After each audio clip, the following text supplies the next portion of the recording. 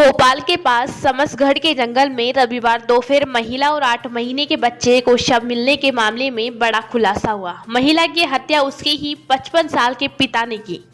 बेटी की love marriage से नाराज पिता ने ऑनर किलिंग की घटना को अंजाम दिया। गला घोटने से पहले उसने बेटी से कहा, तूने इसलिए भागकर शादी की थी, तेरे कारण हम समाज में कहीं मुंह दिखाने लायक नहीं रहे। इसके बाद उसने 25 साल की बेटी से दुष्कर्म किया और गला दबाकर हत्या कर दी।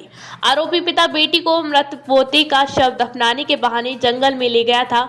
घटना दीपावली के दूसरे दिन की है। पुलिस ने आरोपी पिता और बेटे को गिरफ्तार कर लिया। घटना के बाद आरोपी ने बड़ी बेटी को भी हत्या के बारे में बता दिया था।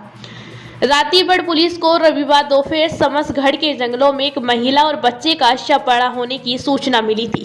पुलिस ने हुली के आधार पर कुछ लोगों को शिनाख्त के लिए बुलाया। इसके बाद महिला की पहचान बिल्किसगंज निवासी 25 साल की युवती के रूप में हुई। टीआई सुदेश तिवारी ने बताया कि इसी आधार पर जब जांच की तो इस मामले में पिता कमल ने हत्या करने की बात कबूल कर ली।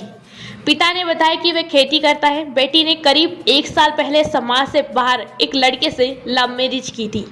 वह रायपुर अपने पति के साथ भाग गई थी। उसके बाद से ही उनके समाज में बहुत बुराई हो रही थी। वह बेटी से बदला लेने की फिराक में था। दीपावली के दिन रातीभर में रहने वाली बड़ी बेटी ने फोन पर बताया कि छोटी बहन अपने 8 महीने के बच्चे के साथ घर पर आई थी। उसके बेटे की मौत हो गई है।